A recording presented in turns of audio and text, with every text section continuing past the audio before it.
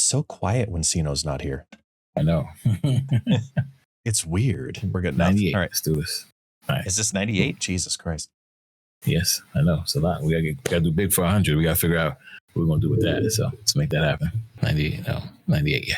Okay. Yeah. 98 is Sino right now. Here we go. Episode 7.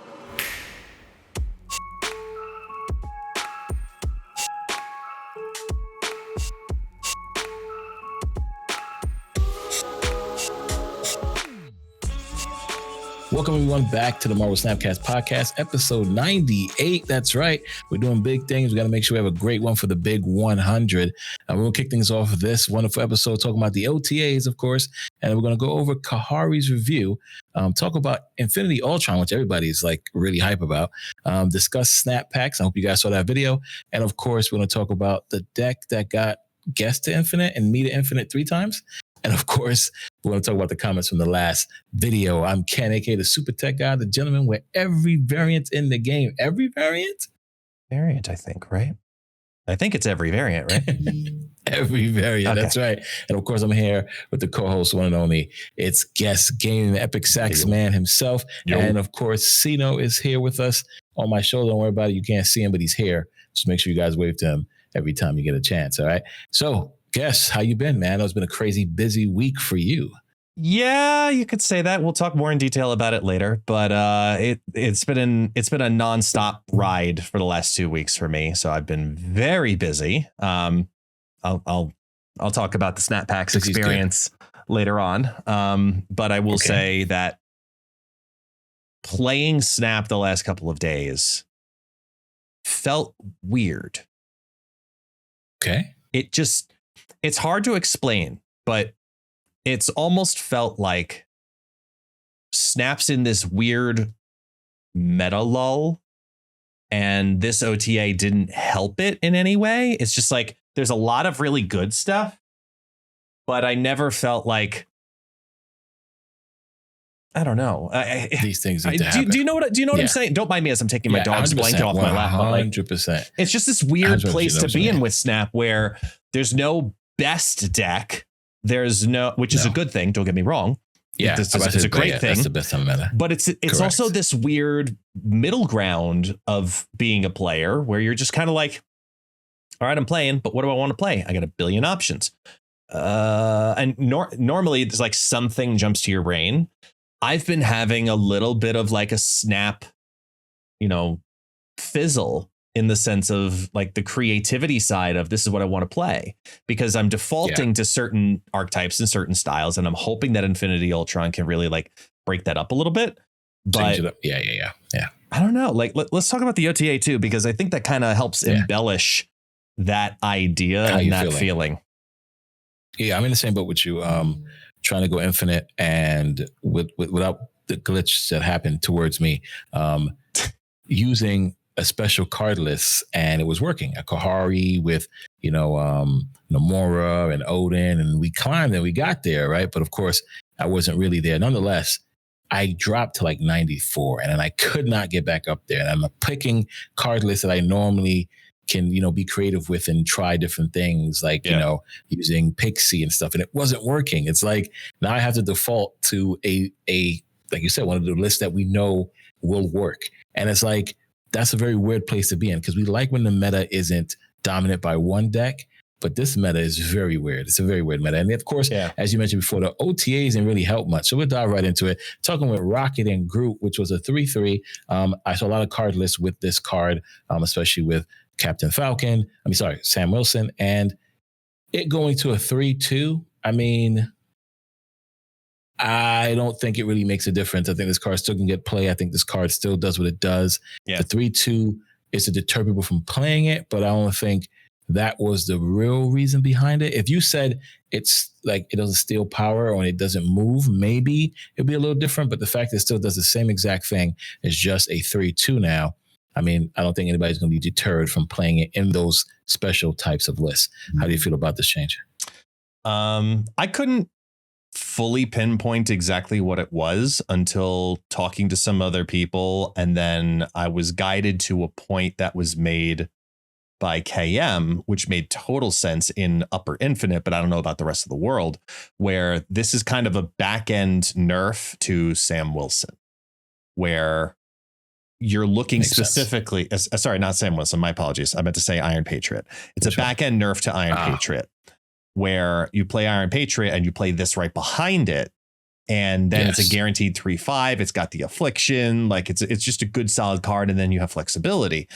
But I was trying to justify on it, and I don't necessarily 100% agree with it, because I just think that this is a high play rate card. And that's the only reason why. It's just everybody and their sister wants to play this card because it's a good card. And it does everything right with doing nothing wrong. It has no downside. It has a decent stat line. It has the ability to move, has the ability to afflict via steal. And that combination makes it a good card. I said it back in December too. It was my most excited for card. The card I was most excited for. That's the English I'm going to use. The card I was most excited for going in December was Rocket and Groot. And I mean, it's just strong. It's just straight up strong. And now at 3/2, it kind of makes you think a little bit about it. And maybe it could get hit by a Red Guardian first. Like, I don't know. I think that the play rate might go down a little. But like you said, I think it's just, it's still what it is. It's still what it is, right? And especially on that last turn, moving it to get the steal, like you said, those extra points, people dropping multiple cards, especially bounce cards, whatever. I think it still does what it needs to do.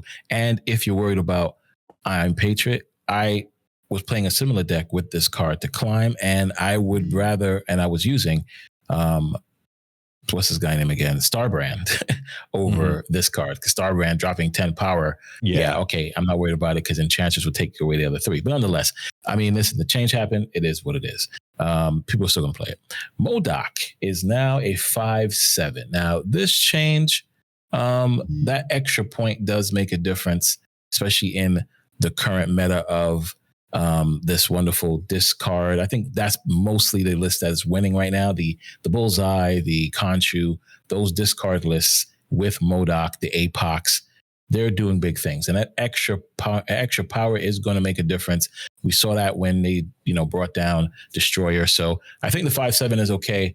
I think MODOK is still being played the way he should be, but that extra power will make a difference depending on what lane it goes in. So I am okay with this change, but I don't think it's going to really hinder discard as much when we talk about the next card. So how do you feel about MODOK? I've been calling for a nerf to Bullseye for weeks now. Several OTAs, several posts. That Bullseye needs to get brought down in some capacity. And I think that MODOK caught astray. I think that this is a back end way to do this to that deck, because that deck's more of a problem than traditional APOC discard, than Khonshu discard, than MODOK is such a core piece, and it has a decent stat line to work from, that I kind of felt like, why would you do this? Why wouldn't you consider maybe changing the cost or power of Dakin, or the cost or power or the affliction of Bullseye, or like take a core element of that deck down, rather than hit the generic, the discard card, the card that literally does everything. It just discards everything. That's what you want it to do. Yeah. I think this is a bad decision. I wasn't a fan of seeing this one, because I kind of felt like, oh, it sucks. Like this hits every discard deck basically. So I think he got astray. Yeah, for sure. 100%. First Ghost Rider, which is a 2/6 now. So, I mean, I think that's what it should have came out as, because the fact that you cannot get a positive if you discard a negative, it was just like, well, this 2/5 is too low for this card. And so I'm happy that they actually gave it a buff at 2/6. And like I said, it really kind of helped out this card again with this wonderful nerf, because in most cases you are still planning to nerf the wonderful Gore, right? Gore in the Khonshu deck. So it's like, all right, you know what, it is what it is. It's still a 2/6, big stats on the board for a 2/6. So that's pretty good. Happy for this move. This is a huge change for First Ghost Rider. I know people who did not get it from playing high voltage is going to feel it, but with the next topic we're going to talk about later this evening, you shouldn't be too upset or deterred. So how you feel about this change to the first Ghost Rider? Like you said, I think it should have come out as this immediately. I think you play this card in one very specific deck in one very specific way. Gotcha. Yeah. You're not trying to discard, your Patriot, your Shadow King, like you're discarding Iron Man, you're discarding Gore. You're discarding, goblins, like Sage. You want this. Yeah, Sage. Yeah. You want this as a 2/6. And in that deck, that makes sense to leave it as a 2/6, in my opinion. I think there's no reason for it to have released as a 2/5. It was definitely okay as a 2/5. And in the deck that it's in, it was exactly that. It's good for its deck. But that deck needs help. And that deck should get that extra power. I agree with that. Yes. I don't think it should have ever released at 2/5. I think they were scared of it being overused. And I'm like, well, no, 2/6 and maybe we'll overuse it. But like, you got to let us overuse it first.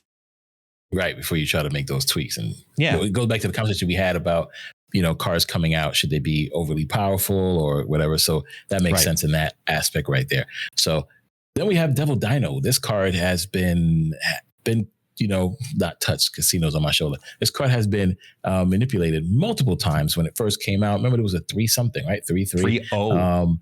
3-0, which was crazy because it was a negative deck. Yeah, it was so much fun. Moon Girl. You played this and Moon Girl on the last turn. It was such a great time back in the beta.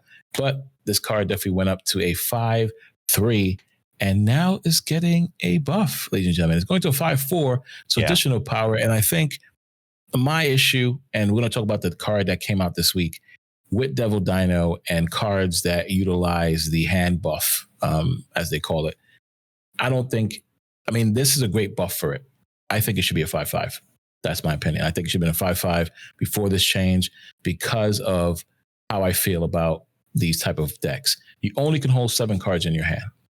There's no card in the game that allows you to have infinite cards in your hand. So for me, these cards like Devil Dino and Kahhori that utilize the hand buff, they need something else.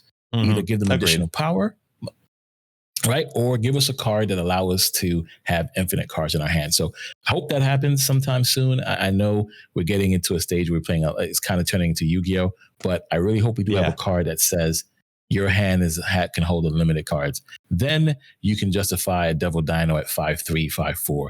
Then you can justify Kahhori's ability. You know what I mean? So I really hope that we see something like that in the future, but nonetheless, this is a good change for Devil Dino, especially for those starting off in the game, because as we mentioned before, ongoing is the best decks to run in the very beginning of your run, because you're going to go infinite. So Devil Dino, new users, congrats. You guys got a good one here. How do you feel about Devil Dino? I think this is long overdue. I think power creep has been going on for long enough that such a impactful card in the early game should have some potential thought process about maybe being okay-ish later on in this game. And I mean, you didn't never see Devil Dinosaur above rank, I don't know, maybe 50, 60 at this point. 50, unless if you're a Smurf account that just started and you know what you're doing and you've got Devil Dino, you could take that deck to infinite. That's the only time you really end up seeing Devil Dino nowadays. And I think Devil Dino is a fun card. It's a cool card. It's a great card. It's just not relevant in the upper echelons of Marvel Snap, both in experience as well as in rank in infinite. And I don't know, kind of spinning on that, and maybe we use it a little bit to talk about Kahhori as well too, but the ability for the hand buff element to go up, I think that opens up 2 different types of design spaces for what Snap could do in the future with that, because I don't think you should have infinite cards. We already have problems with fast forward. We don't need to worry about, how visuals look on that, but maybe there's a card that comes out that's and kind of like a Victoria hand in that sense, where Victoria hand element of some kind, you put it on the board. It's an ongoing ability. All cards in your hand count as 2 cards. Okay, so that's fine. While it's an ongoing on the board, when Devil Dino gets played, right now, because he's a 5-4, if you have it maxed out, that brings him to 520? No, sorry, no. Seven times 2, 14. Yeah, 520, 518. 520, So it maxes out at 518 yeah. right now. Okay, 518 is good. But just imagine if that could be a 532, because you have the other ongoing also. Yeah. Or because that helps the Kahhori piece also. Yeah, 100%. Imagine using Viper shenanigans for Ronin. Viper that onto your your opponent's side. Now it helps your Ronin deck out. You know, like there's that kind of element I could see them doing to help the hand buff meta, if you will, because it's just numbers. That's it. It's just numbers. Versus that's fine. Otherwise you think about like the development and the UI of it's just, oh my God. So many swarms. We just gambit for life, or even bullseye. That's fair. I do like your take on it. Ongoing, your cards count as 2 cards. That's awesome. Then you could drop an onslaught on it, count as 4 cards, et cetera, et cetera. I'm down for that. I like that idea. That's perfect. Okay, I love it. You guys heard it here first. So when that card comes out, you know where we got it from. All right, Bishop going to a 3/2. Why? I don't care. I mean, I'll be real with you guys. I don't care about this change. Now, mind you, I'm going to dress up as Bishop for, cosplay, I got the hair, but to me, I don't care about this change. This is not, who cares? Who's playing Bishop right now? Bounce decks? That's it. Who's playing Bishop? Please, somebody let me know. In the comments down below, let me know if you're playing Bishop. Let me know what your collection level is. We want them to comment. Who's playing Bishop? No one's going to comment because no one's playing Bishop. Well, then, so this buff is worthless. I'm just going to be real with you guys. Because now I'm saying you take away the Ravonna synergy from this piece. And now, I mean, I don't know if people are playing with Ravonna, but either way, Bishop, Bounce, I mean, that was the only deck I seen them in. So now Bounce get another card that can, climb up quickly, just like Angela, etc. I mean, to me, I just don't care. Bishop is a good card to begin with at 3/1. So this extra power is meh to me. Let me hear your take. Generally speaking, I'll agree that this is a meh, thing. However, there is one other synergy with Bishop that is very good, that would have some future impact in the very, very near future impact. And that's with Strange Supreme, because with Strange Supreme and Bishop, the commonality between the two of them is Mysterio. And having Strange Supreme eat Mysterio clones to get the extra power totally is a way to be able to use those cards. And this kind of helps that. And that's about as far as I can get with maybe trying to find out something about why they would do this. I think this is just, it feels more like straight up power creep than anything else. But when you try to tie it to current events and current metas and current card releases, that's the closest I can get. I like it. I think it's like, okay, cool, great. No one was playing this and going, ooh, it's a Ravonna deck. I need my Bishop. So I'm not really down on that train, but I agree. I do think that this is it's a good change, and more power is always good, but I think it's a product of power creep. Yeah. Okay. That's fair. I mean, we need, I'm not going to get into that right now, but nonetheless, Patriot is next on the list. And Patriot also is seeing some love here, going to 3/2. And I think that's totally fine, totally justified, because at the end of the day, it's not like Patriot gets additional power. It just sits there. So the 3/2 is totally fine. I think, again, this is another meh change. I think the whole OTAs this week is meh, but nonetheless, all the Patriot fans out there loving the Patriot. You guys get extra power. And again, that power does help when it comes to certain situations. So you know what? It is what it is. Great job on the Patriot. Your take on Patriot? I think that there might be some exploration into Patriot Surfer again now, because the combination of like Patriot Surfer, Cerebro, like some kind of weird combo in those three with Brood and mitigating that. There used to be a deck like that like 2 years ago. I don't know if you remember that. Yeah. Like I think re-adventuring into that could be interesting, because maybe there's something there that we could work with this. Maybe, but I just think people were playing Patriot anyway because of Ultrons. But yeah. I mean, if you're playing the Ultron lists, more often than not, I feel like you were playing instead like Marvel Boy Squirrel Girl variations. And Kazar. And not Right. Kazar. No one's playing Kazar. Let's be honest here. No one's playing Kazar. I'm just trying to be nice. I know. He's trying to be nice. Why you got to be nice to a card? Nice. His ass got buffed and no one blinked at all. No, not at all. Not at all. Poor Kazar. I know. Zoo is no longer his. Zoo belongs to Patriot. Mm-hmm. It does. It really does. Great. It belongs to Patriot. It belongs to Marvel Boy. It belongs to Blue Marvel. It doesn't belong to the Z of Kazar and Zoo.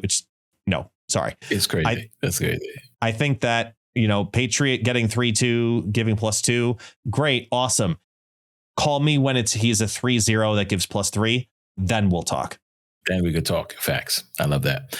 Redwing, one of the cards that I like. I know a lot of people, especially you, don't really give it two shits about this card. It's now going from a 3/4 to a 3/5. I think that 3/5 is very powerful. I think moving to a lane, adding additional power, that extra power is going to help the Redwing decks. But let's be real here, guys. This card is only used in Infinite Dracula dump decks. That's it. So, I mean, that extra 5 might go in a lane that you didn't care about anyway, because you just want to win the lane that you put them out of, right? So to me, I mean, it's great they did this, but I think they did it only because they want more people to play them.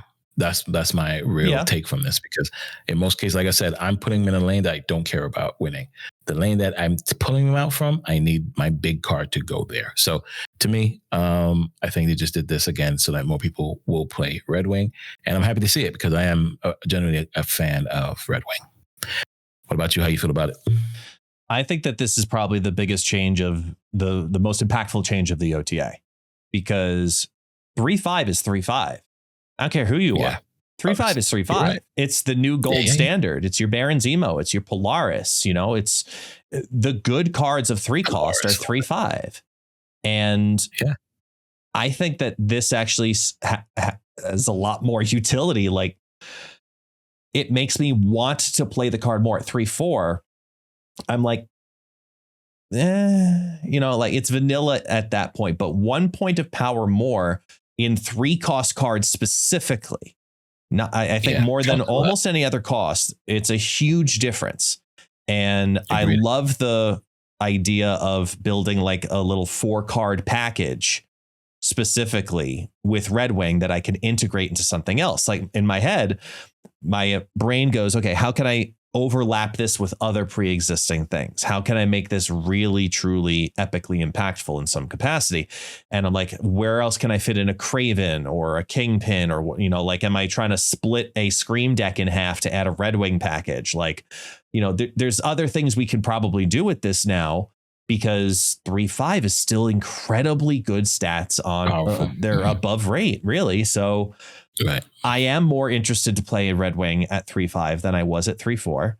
And I think everybody should be too, because it's a fun, cool, unique RNG loaded mechanic that if you learn how to mitigate it, will be pretty damn strong. So I'm a fan of it. I think this is, like I said, the best part of the OTA was seeing Redwing at 3/5, which is a sentence I never really thought I'd say, that Redwing I'm excited for. Exactly. But I am. I'm legitimately excited for trying out Redwing. Awesome. Yeah, I'm gonna do the same thing. Hopefully today, maybe stream later, and I try to get to Infinite. And we're definitely gonna try to put a Redwing deck together. All right. So for me, overall, I think this was a very meh OTA, and it's fine. We're not gonna get bangers every week. I just think some of the cards, as you mentioned, should have been changed that were meta, relevant at this point. But nonetheless, we always want to see old cards that don't get played get some love. And that's exactly what they did here. So let's see what people do with the new changes to the new cards. Speaking of new cards, we're going to jump into Kahhori. This card is, of course, on reveal. Each card in your hand gives one of your cards in play +1 power. The randomness is okay with it. Trying to get this card to proc multiple times is interesting. Goes back to what we said before. Only being able to have 7 cards in your hand, and in most cases, and when you play this card, the most you probably have is 4 to 5. I think this card is very meh. I give it definitely I'm going to say double silver in my eyes. Yes, a lot of people said this card was trash. I don't think it's a trash card. I think it does have a home, and I think it does have a place where people can utilize it to the, what they need it to do. I just think, especially in Surfer, right? Instead of playing Gwenpool, you could probably put this in Surfer. Nonetheless, 4/6, good stats. Being a 4 cost, I think, is the real issue here. I know they can't make it a 3 cost because then it'll be broken. But I don't know, something has to give here. And I think this card, if you do not have resources to spend, I think you don't need to pick up this card. So to me, double silver, that's my take on it. Guess how you feel about Kahhori. Yeah, I'm in agreement on the resources comment because Kahhori is a card I want to be good because it's fun. It's a unique, great VFX. I think it's great to see the power rain on the board. And I think that it's a cool mechanic, but it has a very specific ceiling that is difficult to hit on turn 4, yet alone if everything goes well, even on turn, 5 or 6. And you're either looking to get this card to proc twice, or you're looking to replace this card. That's how it's looked. And I saw one deck that I went up against that I thought was, okay, maybe there's something cooking here. And I'll throw this out to the community because it beat me, because I never expected it. I never saw it coming. They skipped turns 1 and 2. They played Sebastian Shaw on 3 and Kahhori on 4. And all of that power went down onto the Sebastian Shaw. So he got +3 for every card. So he shot up to it was like 318 or 317 or something like that. It was crazy high. I was like, damn. Turn 5, he came down with a Prof X. And I was like, what? I'm sorry. Protect that card, right? No, he put it on the Kahhori. He put it on the Kahhori lane for 8 to snipe it. Like that. And then cannonballed. I like that. It was a cheeky combination of events. And I was like, I get it. You're cooking. It was the only time I went, Kahhori's good. And for that combination of cards to make something unique, I was like, this is probably not good. Every deck I played with it had a negative win rate.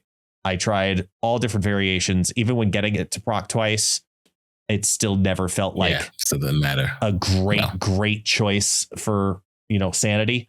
So I'm going to put it in silver as well. I think that there is potential. I think it has to be a 4/7. And eventually we get something that maybe, helps supplement this card, kind of like what we were talking about with different board spaces. With different, different card hand size manipulations. Or I think that, we also, just like how we get a card that manipulates your hand or the cards in your hand in that aspect, like it pretends that they're 2 cards, like I was saying earlier, maybe we get something on the board that creates something where it creates a 5th slot for the first time ever, which I thought would be really a fun element in there, where it's an ongoing card and it creates like a 5th slot that goes like right in between all 4 of them. It kind of like hovers. It's your extra. You can have 15 cards on the board now. So imagine like Ultron shenanigans and stuff, and you get extra drones. Like there's some cool things they can do within the spaces that they have. I just don't know. Right. I just don't know what that looks like. But I think Kahhori is just save your token, save your resources. Let's pretend it didn't happen. Right.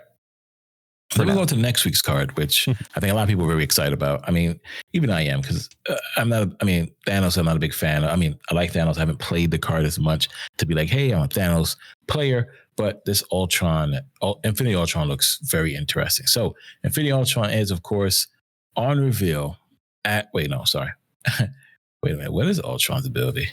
He's an on reveal. Yeah, he is an on reveal. Add 2. Okay, perfect. Add 2 Ultron stones to your hand. And of course, the stones go from Mind Stone, which is a 3/2 ongoing. Your card's abilities here happen twice. And of course, you have an on reveal for the Power Stone, which is double Infinity Ultron's power. So of course, if he's already a 6, he goes to a 12. If you can buff him even more, there you go. Then of course, you have the Infinity Stone, which is on reveal, add a drone here, set his power to Ultron's power, which is bananas, Infinity Ultron's power. Then you have, for the Soul Stone, on reveal, for each of your full locations, give one of your cards here +2 power. Then for the Space Stone, we have on reveal, move the lowest power enemy card here to your location of Infinity Ultrons. Then last but not least, we have the Time Stone, which is on reveal, put a card from your hand here. So I think this card is going to be very interesting, super fun. It sucks the stones are 3 costs because now you don't really have that synergy with Killmonger, because my first thought was, hey, let's put fire here with this card and destroy all the stones because all these stones do cool things, have fire here, we trigger them. Not going to happen. These are 3 cost stones. So to me, I think looking at Infinity Ultron, things we can do with it, going to be, you good? We're going to pause. Came back. We're pausing the connection. I do not have your camera. You disconnected. Yeah, what just happened? Interesting. Huh. Okay. Well, you know why? It might be the virtual camera, but nonetheless. We checked the 33. Let me make a note. Okay. All right. So continue on. Infinity Ultron, right? Mm-hmm. Yeah, I think the possibilities are endless with this card, and I am intrigued to play. I'm going to put it up there. It's definitely going to be a platinum card to start. That's how I feel about it for next week. How about you? I think people need to really sit down and think about how this card plays, because this is a deck and a card and an archetype in and of itself. Just like Thanos, there are variations on it, right? You have Destroy Thanos, you have Ongoing Thanos, you have other versions. You have Zoo Thanos, etc. This is very, very different because it's adding 2 cards to your hand. Both of them are 3 costs. So the idea, obviously, is to play Infinity Ultron on 5 and then the 2 stones on 6. Correct. But if you look at how the different stones integrate, and we're going to ignore the power for a second because they range anywhere from 1 power to 4 power. Just say generically it's a 3-cost card, right? Yeah. First and foremost, if you get the Mind Stone, the yellow one, or put the visual in your head, all right? You need to be smiling. You need to be smiling. Yeah, I'm definitely. Because that is the ongoing one that makes your on reveals happen twice. Remember that. Now go back and revisit all of the other stones and think about it one more time. Ultron's Power Stone, the purple stone, it doubles Infinity Ultron's power, who starts as a 5/6. So if you have yellow and purple, that means he's a 5/24. Yep. Your green stone, the Time Stone, put 1 card from your hand here. You put that in an empty lane with the Ultron Mind Stone. So you have yellow and green. Guess what? 2 cards from your hand just filled up that lane. The red, the Reality Stone. Add a drone here, set its power to Infinity Ultrons. So you're putting 2 6-power cards, 6-power drones, excuse me. So it's like dropping 2 demons, boom, boom, right into that lane on top of it as well. Your blue stone, your space stone, move the lowest power enemy card here to the location of Infinity Ultron. There's a move element in here. So you could have other secondary synergies. And if you have it be that Infinity Ultron is a 5/12, and then the blue space stone moves 1 card into that lane because you know the power is going to be able to handle it. Guess what? You just helped out that lane, both lanes at the same time. And then lastly, you have your orange soul stone. For each of your full locations, give 1 of your cards there +2 power. So the amount of times that can proc off on a card that's already a 3/3, this ends up being upwards of like a 3/9. Yep. And that's pretty damn good too. So man, yet alone if it happens twice. So what I'm trying to say here is yellow Mind Stone. If you get that, that's snap. In my opinion, you can probably snap. But then because it's random, every time you play Infinity Ultron, you get 2 stones. You don't know what's going to happen.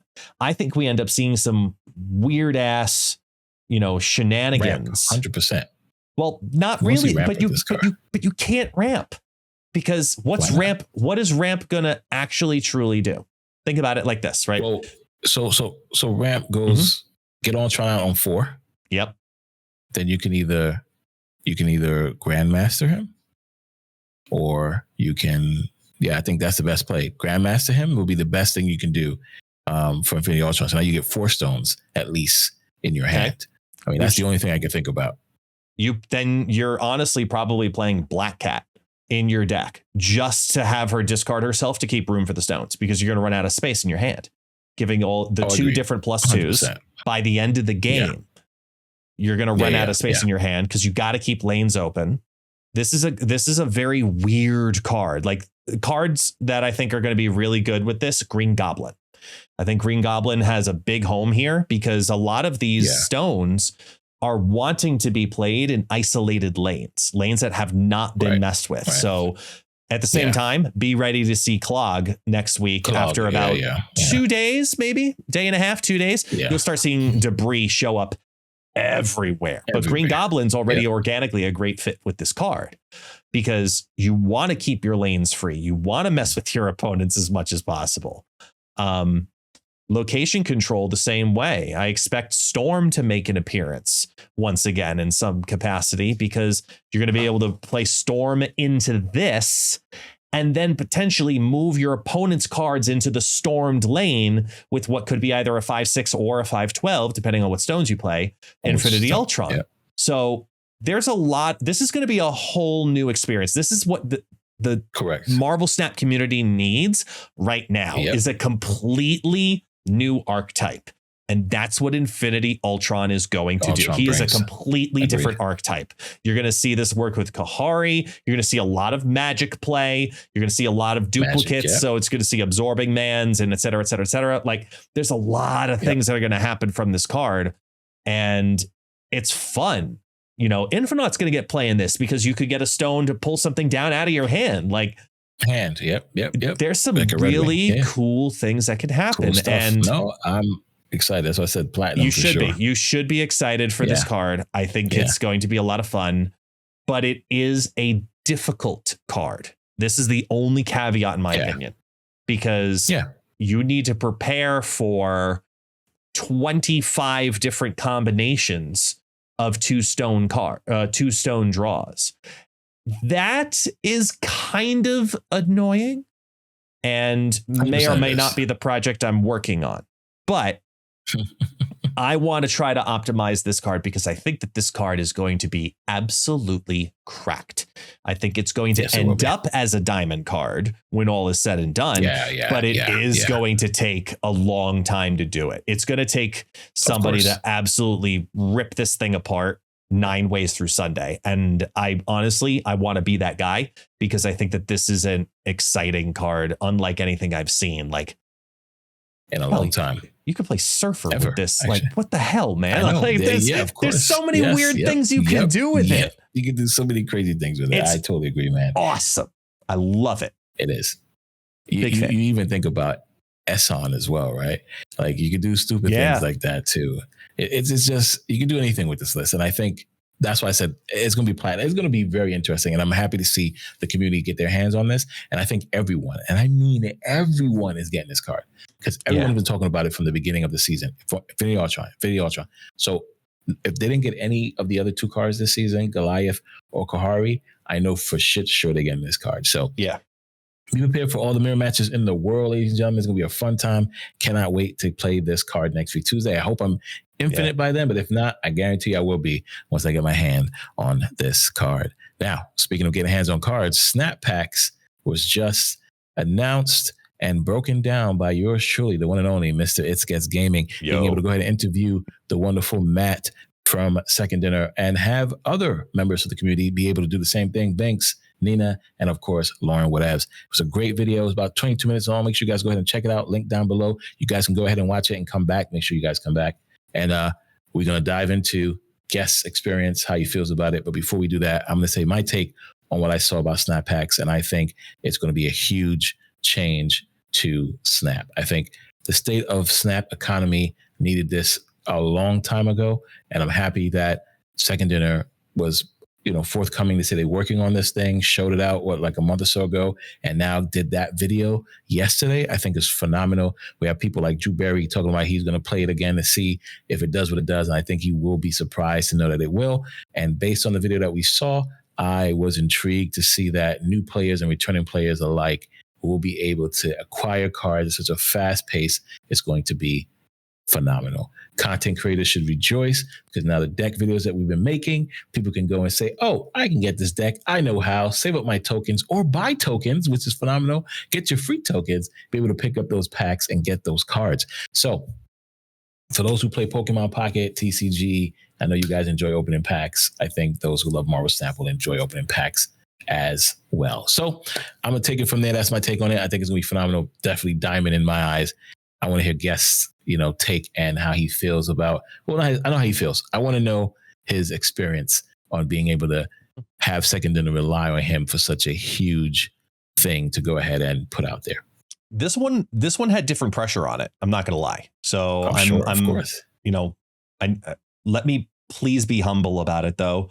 I understand that a lot of content creators need to be recognized by Second Dinner. Okay, hold on. Before you continue.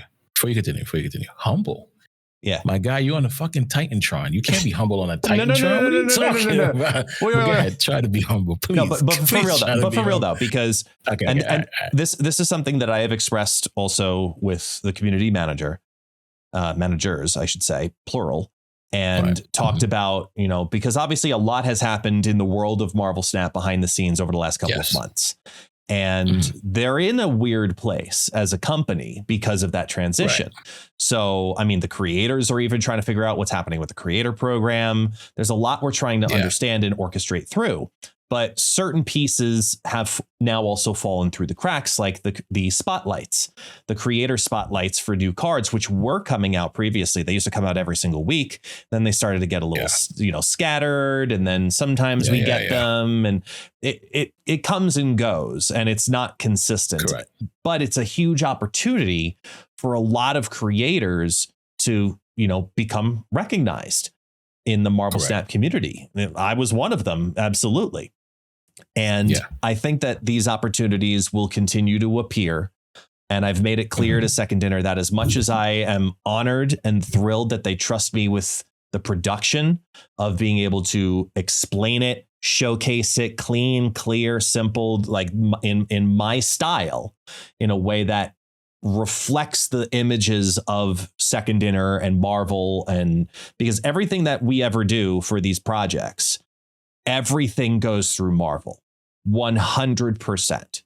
We had I'll share some inside baseball information here. Like, before going into this interview specifically, the panel and I came up with a giant list of questions that to send off to Marvel to get approved of what questions do we want to ask or why. And Marvel has to filter through the list and say, this is okay to ask, this is not okay to ask, depending on the answer, they can answer this, etc. Because sometimes there are legal ramifications, there is financial ramifications, there's a bunch of different things that go in line with this. And we created our initial list, sent it out to Marvel. Marvel got back to us, and that's what we kind of started off as a flow. As you saw in the video, if you watch the video, you saw that we had very specific questions we wanted to ask. However, the luxury of being a content creator is also having creativity. And I told Binks, I told Nina, I told Lauren, you do not have to read these verbatim. It's an interview. This is where we start. You can follow up. And a lot of follow up also did happen. So it was really tough to edit this video because there was a lot of really good follow up and a lot of good information. I'll be honest and say what we put out was, no joke, 25% of the time that it took to record. And I believe that.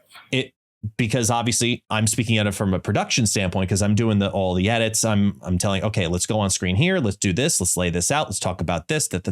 Hey, I need you to re-say this because we can't use certain verbiage or it's a long production. And I did have to ask 2 questions, get re-asked twice, and that's it. Because they're professionals, these content creators, they were fantastic. They were really flexible, gave great interviews. And you saw that it was very casual, which is what I wanted it to be. I wanted it to be a panel interview that, look, Marvel knows we're going to ask these questions. Second Dinner's okay with answering these questions. And we did not know most of those answers going into it either. So it was a legitimate interview with with bumpers on it just in case, because it is a Marvel product. And I'm trying to be humble about it because I love working with Second Dinner on these projects. Marvel trusts me, Second Dinner trusts me for them, and I'm honored for it. And I know that these opportunities will continue to come up because the game's going to keep releasing new things. You know, would I love to be a part of it? 100%. Of course I would. I love doing them. They're so much fun for me. But at the same time, the panel interview was probably the best thing that we've had yet, because we got to showcase multiple people in a variety of different ways, get them all on the front page. And sure, we may not be the number one creator in your mind, but the most important thing that Second Dinner and Marvel wants is their information put out in a clean, clear, concise, and understandable way that represents the brand. And I'm a full-time content creator. I have the time to also do that. So putting in that investment, it takes a lot of work. I lost my whole weekend in editing just to make that video look almost to what you saw. And I want to, I think it's important to share that kind of stuff sometimes behind the scenes, because it is a lot of work. It's not just host an interview and then, you know, put it up on YouTube. It's a lot of editing. It's a lot of filtering. It's a lot of audio, you know, balancing. It's, you know, there's a lot more to it, a lot of blurring because we made some mistakes on choices of what was in people's backgrounds. Like, it's a lot of, you know, that kind of stuff. And I don't mind doing it. It's tedious because that's just what editing is. It's tedious. If you do any editing of any kind, you know. I love this experience. The panel interview was great. So as a process, it was a lot of fun. But I have to give credit to, first off, Lauren, Nina, and Binks, because they made it so much easier and more enjoyable to do, because they're all looking at it from different perspectives and different eyes. They asked great follow-up questions. I left a lot of their follow-ups in, as you saw in the video too, because they really did create good conversation to come from it. So it was like awesome, absolutely fantastic. And then Matt, for being as open and honest as he was, there was I think one moment in the entire interview where he said, I can't answer that yet, you know, like, and it was for legal reasons. And I get that. So he was very transparent on pretty much everything that we asked him. So I was very happy to see him taking feedback at the same time. He took some of our notes of like things that we saw, because we got to see it for the very first time in that video. And because we needed to talk about what we were talking about. We needed to know what we were talking about, I should say. So that's when we had access to some of that information for the first time. It was a fun process. I love making these videos. I hope I get to do more in the future. But I also loved the idea of being able to expand this in the creator community a lot more, because I think we should have more content from the creators go out on the Marvel Snap official channel simultaneously. So I agree. It's a great process. I love doing this video. I hope I get to do another one in the future. But as for Snap Packs, long story short, to give just personal opinion on it, this may legitimately save Marvel Snap from losing thousands, if not millions of players. Because once the system is in their hands and they're using it weekly, yet alone daily, depending, you're going to realize how much easier it is to obtain cards, not because of cost, just because of how nice the UI is. I didn't even show all of the user interface in the video. There's other little trinkets in there that look just like make it look and feel very clean. And I look forward to the community getting their hands on it. And I'm not going to say anything more than just wait for launch day, because man, are y'all in for some treats. It's amazing. And on launch day, guys, don't forget to check out ItsGuestGaming over on Twitch. He'll be on the front page and he'll be showing off the wonderful snap packs to start with. So that's awesome. Listen, man, that was great. I understand being humble. But like I said, you got to get your flowers because that was phenomenal work that you've done. You've always done phenomenal work for them, even for your own stuff. So being humble, I mean, you could take your bow, but I think you don't need to be humble at all because you do because nobody else would have done what you've done or be able to do what you've done. So definitely shout out to all the other content creators that were in the video. I love seeing Lauren Whatevs there. I love seeing Nina and Binks there. So I'm happy that they got the opportunity to ask those questions. Yeah. And I am looking forward to content creators being able to get back into spotlight videos or putting content on the channel. Me being able to do that as well 3 times was definitely a blessing, and I definitely appreciate it. So it helped me out. I'm sure it'll help out other content creators that they're able to actually get their self out there on the Marvel Snap official channel. Of course, you got to be professional, guys. You got to understand what's going on and, take heed to what Second Dinner Marvel is telling you when you get that opportunity. Now, speaking of that, wonderful things, Guest himself got a wonderful opportunity to get to Infinite this season because he did get to Infinite last season. He did this season. And I must say, congratulations. He did post a deck. I did see it. I don't know if anybody else saw it. So I did want you to bring it up and talk about the deck. I myself will never play it because I do not like that card, nor do I like Mill. So those are the 2 decks I would never play. But I say never. If it's the last quarter, the 25th hour, I might have to do it. But go ahead and let people know about this wonderful deck that helped you get to Infinite. So the name of the deck is Enchantress because it's a Scream deck. And basically, I took the Scream shell and I like very much so the Scream shell that runs Shang-Chi. A lot of Scream shells just go all in on move. I'm like, no. I like the Shang-Chi one personally. But I took two major changes to it. I took out Shang-Chi and replaced it with Enchantress because it's an ongoing meta. And I also took out Kingpin for Nebula. And a lot of people were very confused with that one. Had a couple comments even on social media about it.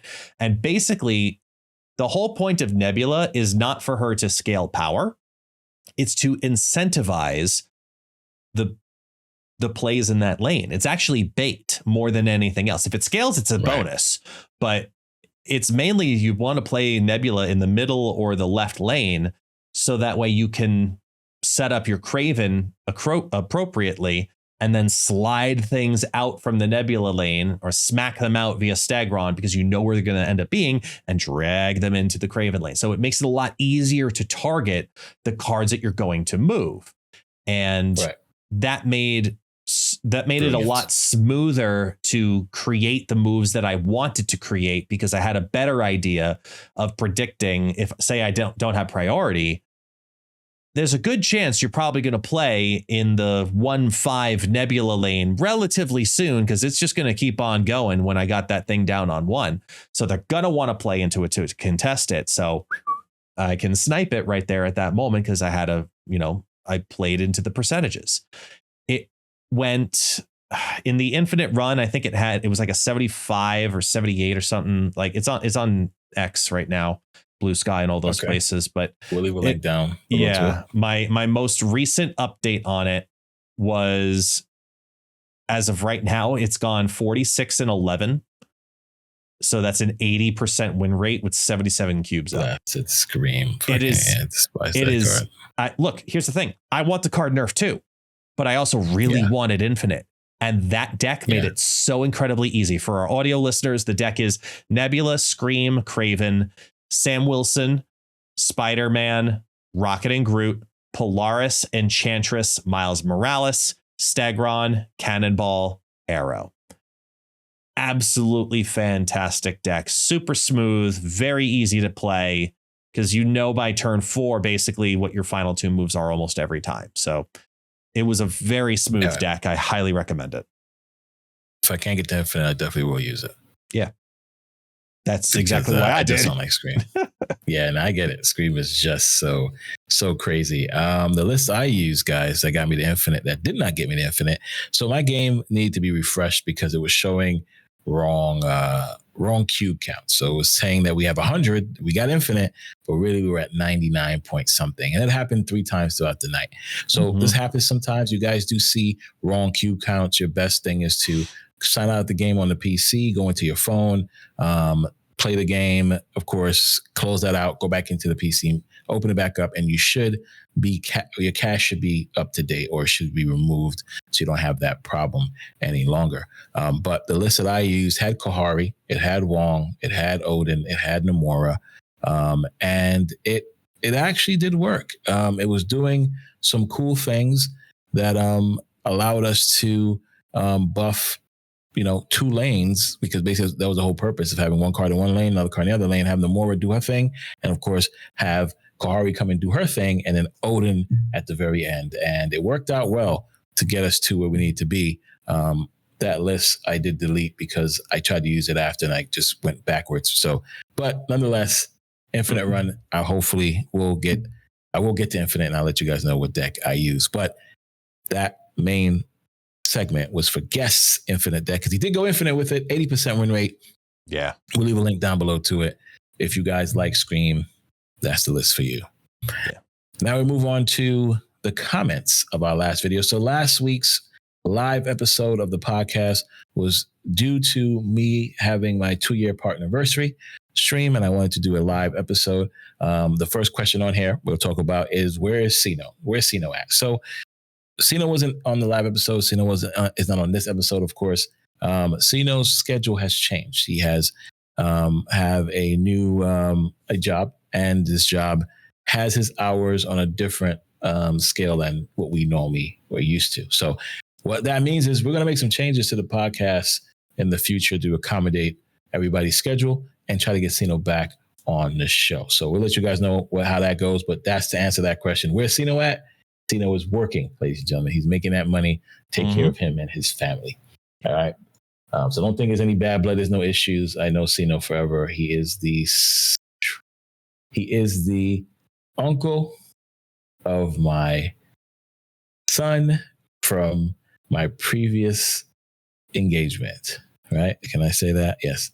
He is the uncle of my son. There you go. There it is. That's from previous marriage. We're gonna say just like that. There you go. Victory. There's a lot of there's a lot of lines to draw and trees and followings and branches, and just simply say, so he's your brother. Just like he's your boy. He's my son uncles. Yeah, exactly. He hates when I break down this. So yeah, Sino's family. That's all I gotta say. So there's no bad blood, and Sino and Guest love each other, as you guys know. You guys see how they talking tag team on me in the podcast. Pause. They always get at me. So there's no issue. There's no love lost. Hope you guys understand that. Yeah. There you go. All right, so next question we got, of course, is silver at best for Carter. Yeah, we're not disagreeing with that. Silver is definitely what we feel about Captain Carter at this moment. She really does need love still. Like I'm shocked they did not buff her in the OTA in some way, because there's no way that the season pass sales on Carter are anywhere close to the last several months. Like it's such a bad card comparatively. Horrible. That, hopefully Dum Dum Duggan really does take it over the top, and that's what a lot of people are saying. Hopefully it does. I think but happen. We can dream. Let's see. Yeah, we can dream. I want to get to some other ones. We only have a couple left, so I'm gonna get to it real quickly. We have Infinity Ultron should have been the season pass. No. I think is either Captain Carter or Kahhori, because those are the 2 most notable when it comes to What If. And even if you didn't watch What If, you know who Captain Carter is. Ultron, you kind of do know, but I think if Infinity Ultron should not be behind a paywall, I think when the community should have access to be able to get this card. Yeah, free-to-play players and paid players alike. As a business, it makes more sense to take the best card of the month, projected. The best card, hands down, and try to keep it behind, the main system. And I've spoken about, we've talked about it here, that I think the season pass should be the best card of the month. It doesn't mean that economically it also makes the most sense to do that. As a business, it's actually the other way around. But agreed. It's good. It is what it is. Then we have, of course, they really made a mess of character mastery, being tied into Spotlight system and mostly just rewards for you for getting variants. And now Spotlight variants are going to be just as random in packs, ? Makes no sense. They ruin splitting for some of the banana backgrounds or awful effects. Hope it gets reworked and maybe ties into how many boosters you gain per card, because that seems to be a good indication that I play a card for a lot, like my Spider-Man. I don't know if that's going to be the case. I don't think Spotlight cards are going to be in random packs. That is correct. I think based on that video. Yeah, they're going to put it somewhere else. Let's put that rumor to rest. That's not what's happening to Spotlights. They're not showing up in packs like that. They have not figured out exactly what they're doing with Spotlights yet. That is the actual answer. They don't have an answer. Correct. That's the answer. Yeah. So we can't really. So that's not happening, guys. So don't you worry. Once they let us know where that's going to happen, I'm guarantee I'll let you guys know for sure. Damn right. Because every variant, I got to figure out where these variants are going so I can make sure I can pick those up. And also, I really hope that do we know variants at all will be in the packs, rare, super rares, that comes with some of these cards, are strictly new cards and stuff like credits and you can get variants, super rare or rare variants as the goodies. Remember, each pack you get the card specifically, and then 2 goodies. And the goodies could be either a booster of some kind in some quantity, credits in some quantity, premium mystery borders, premium mystery variants, mystery variants. I feel like I'm missing something else. That's great. Maybe not titles, right? Not avatars. No titles, no avatars. Yeah, so I think that's fine. Maybe tokens. Tokens are in there too. Yes. Okay. Tokens are definitely in there. So it's just like open up a cache right now. So that's pretty good. I don't know if they mentioned that in the video. I don't remember them talking about the collection track and what's going away and what's staying, but I guess that's for down the line conversation. What do you mean? Like the caches are staying there, I assume. And those caches will give you 3,000 tokens. Just wherever the keys are, it's just 3,000 tokens. The keyword. I'm talking about the cache. I'm talking about the caches. But they still give you either gold or credits. Yeah, those are the same. Gold credits, tokens, or cards. Yeah, those 4 are still the same. Okay, cool. Perfect. All right, so there you go. So nothing happens to that, guys. Just the keys will turn to tokens. All right, then we have, of course, the very last comment we're going to talk about is, this is the problem with YouTubers who have their complete collection. Every time a deck that doesn't have the latest season pass card makes it to the top of the meta, they demand a nerf. The same thing happened with Surtur and Ares and Hela. All it takes is for the deck that's accessible to many players to reach the top for YouTubers to start screaming. In their minds, only expensive decks should be in the meta. Pure, what's what I'm looking for here? Entilism. Long live FOMO. I don't think that's the case. Commenter, because okay. Hela needed to be changed. She got changed. Ares got changed. Surtur, they needed these things. When cards, no matter if they're season pass card or not, if these cards are doing something that's what we consider broken, we don't really care if they're season pass or not. We're going to demand, or we're going to say, hey, these cards should be changed.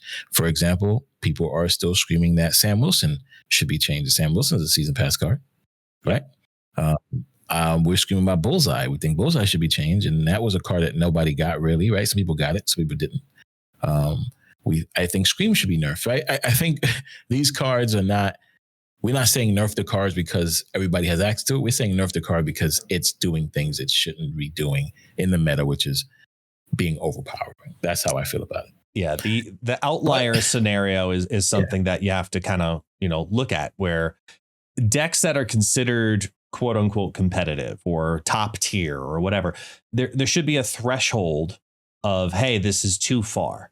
And if something does go too far, is it able to do that via RNG and or chance, or is it consistent? Because anything that's too powerful and too consistent has no counter. And that was the problem with Surtur, which was putting 10 power plus cards in multiple lanes. So Shang-Chi was not a viable, consistent solution.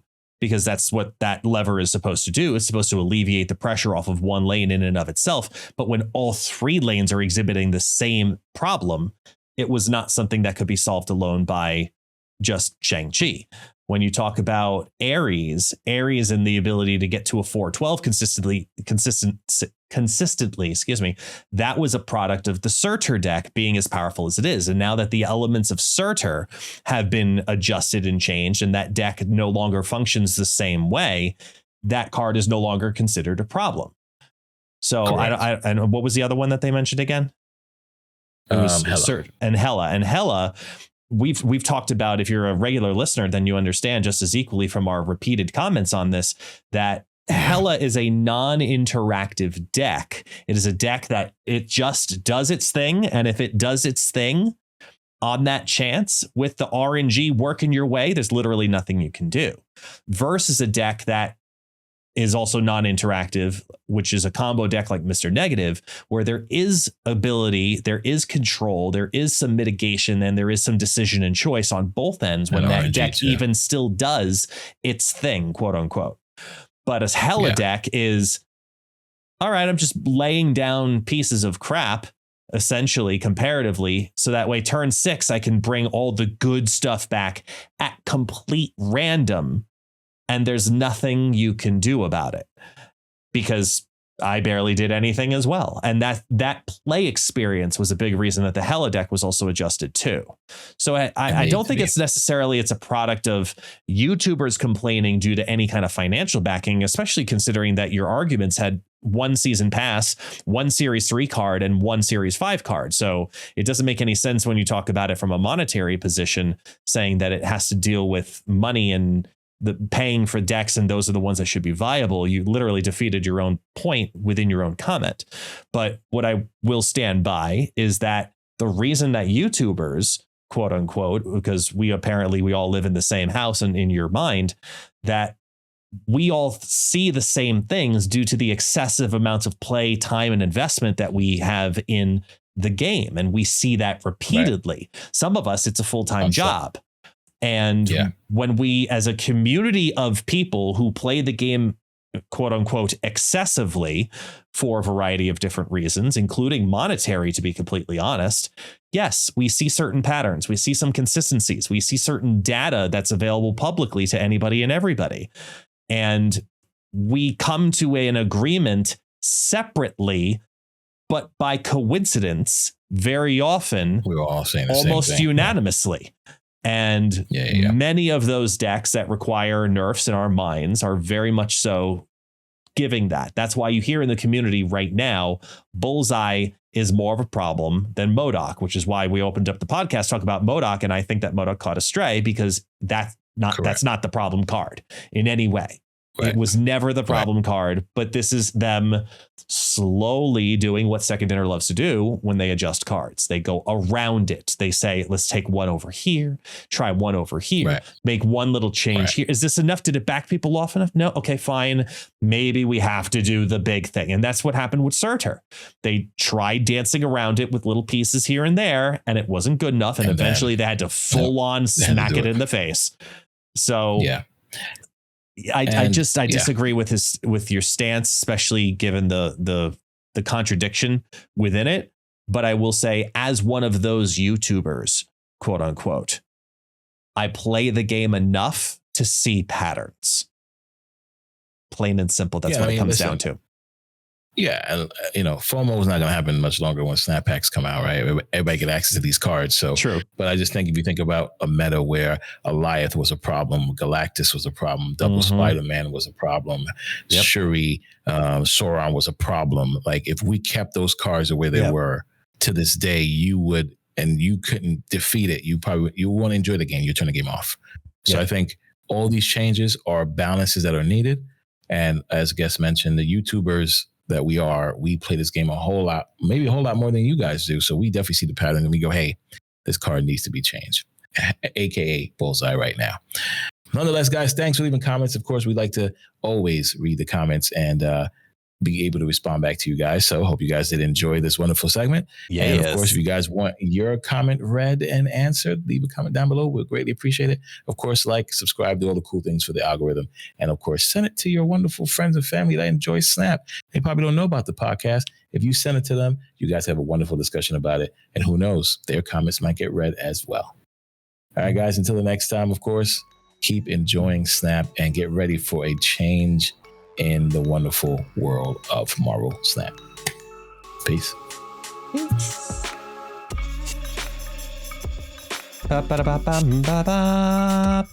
My head hurts. Yeah, get some rest. What is rest? Yeah, I know. Rest? You didn't get it. That's why I said go get it. That's what I'm trying to tell you right now. Go get it, because you've been on. We got Marvel Rivals tomorrow, man. I can't rest. I'm playing Rivals for sure.